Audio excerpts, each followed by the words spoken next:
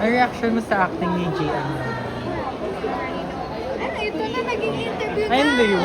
Action lang. Kasi, ang galing niya lagi. Pagka pinapanood ko na siya na naging emotional ako kasi syempre siya. Ayun. Ang laking tulong mo araw balik bilang nutritionist na tinututukan pati paglalagay ng sa tubig niya, yung kinakain niya.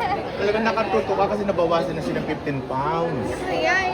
Oo. Paano na-achieve na niya, hindi na siya overweight kasi iba-iba naman ang katawan ng mga tao. Oo. Just cause nag-gain sila ng weight, hindi naman ibig sabihin na mabaya sila sa katawan nila. Sometimes meron lang talaga conditions, iba't ibang conditions sa tao, kaya nagkakaroon. So, kailangan konting ingat lang, gano'n. And it's his discipline as well. So, walang chance mag-out.